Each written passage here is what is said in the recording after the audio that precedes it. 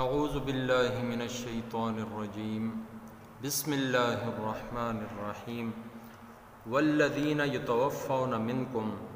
تم میں سے جو لوگ فوت ہو جائیں، ویذرون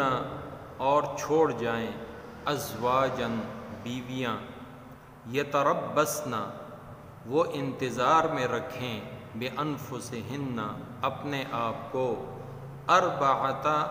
4 اشہرن مہینے، وعشرہ اور 10 دن، فیضا بلغنا اجلہن پھر جب مدت ختم کر لیں، فلا جناح علیکم تو تم پر کوئی گناہ نہیں، فیما فعلنا اس بارے میں کہ وہ کریں، فی انفسہن اپنے متعلق، بالمعروف اچھائی کے ساتھ، واللہ بما تعملون خبیر اور اللہ تعالی تمہارے ہر عمل سے خبردار ہے۔ ولا جناح علیکم تم پر اس میں کوئی گناہ نہیں، فیما عرضتم کہ تم اشارتاً کہہ دو، بھی اس سے، من خطبۃ النساء عورتوں سے منگنی کے بارے میں، او اکننتم یا چھپاؤ تم،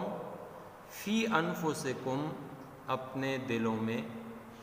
علم اللہ اللہ تعالیٰ کو علم ہے، انکم یہ کہ تم لوگ، ستذکرون ضرور ان سے ذکر کرو گے،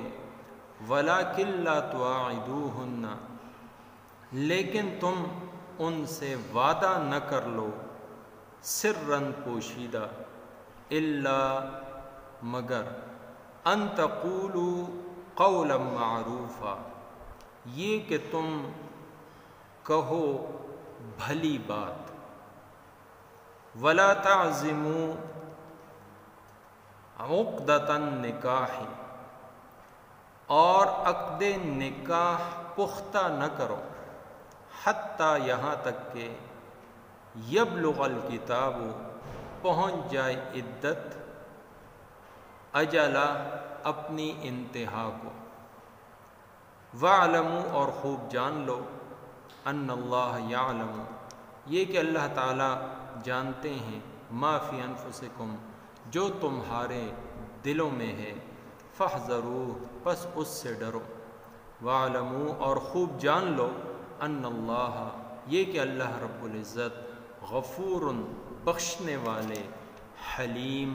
حلم والے ہیں۔ سورہ بقرہ کی آیت نمبر 234 اور 235۔ ان آیات میں بیوہ عورت کی عدت اور اس کے نکاح کے بارے میں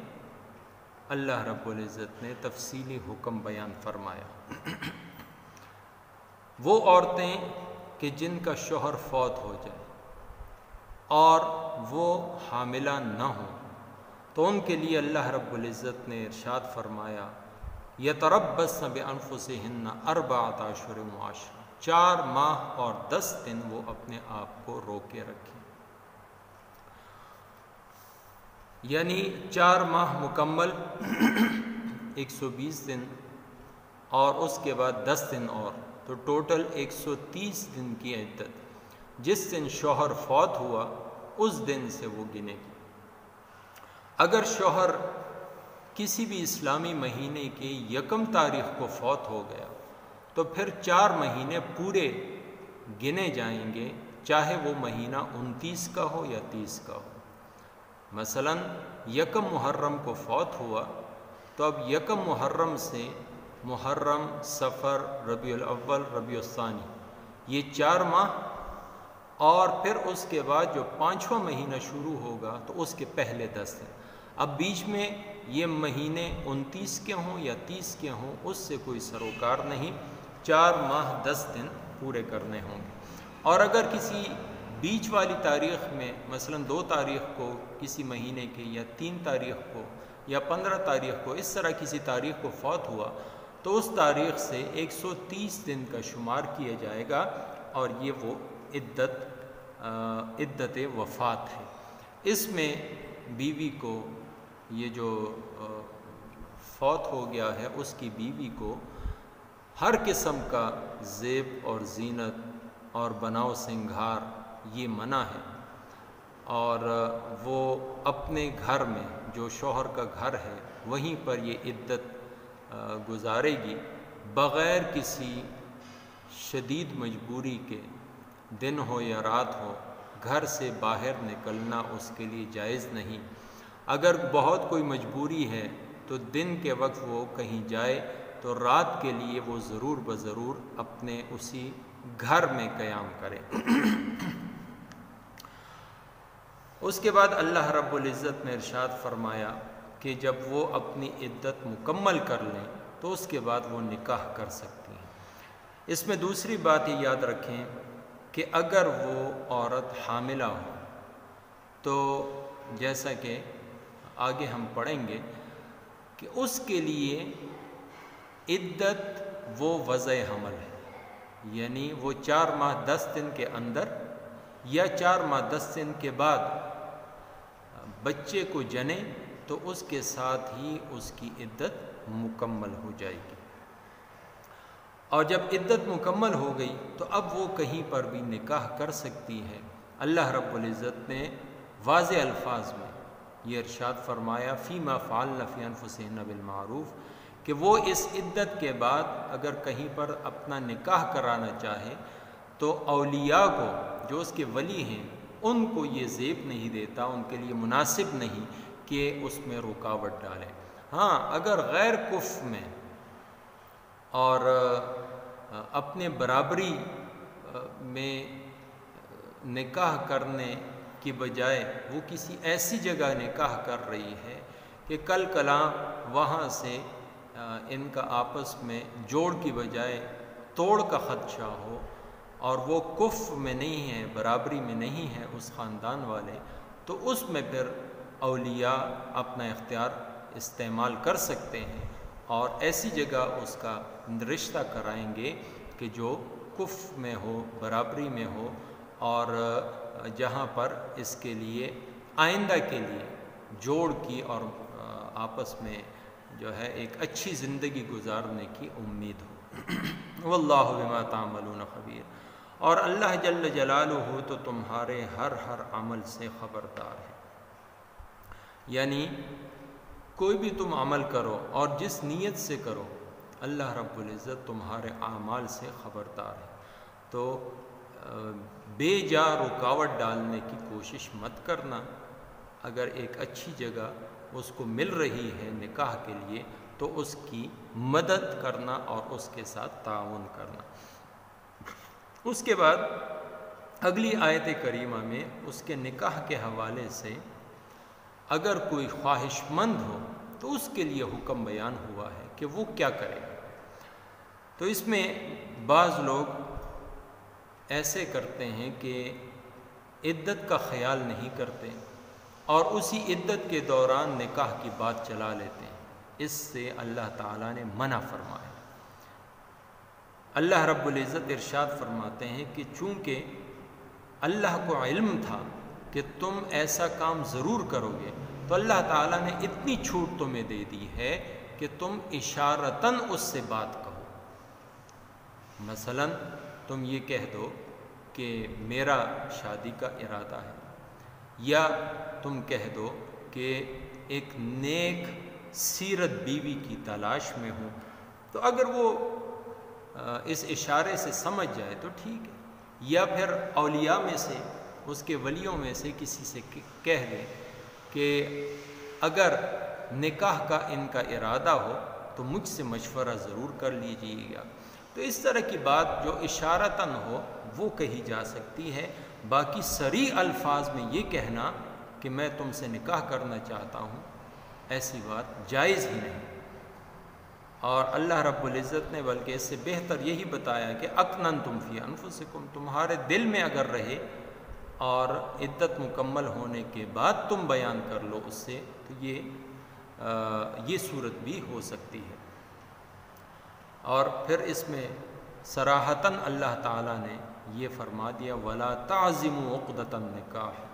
جب تک عدت مکمل نہ ہو جائے، آخری دن تک تمہیں اس کی ہرگز اجازت نہیں کہ عقد نکاح پختہ کر لو، پکی بات نہیں کرنا، یا اسی طرح پوشیدہ طور پر خفیہ طور پر وعدے نہیں کرنا نکاح کا، نہ کسی کے سامنے اور نہ ہی چھپ چھپا کے، ان چیزوں سے منع رہو۔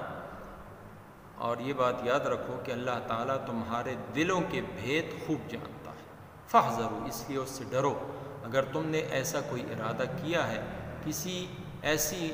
عورت پر کہ جس کا خاوند فوت ہو چکا، کوئی بیوہ ہے، اور تم اس سے نکاح کرنا چاہتے ہو، تو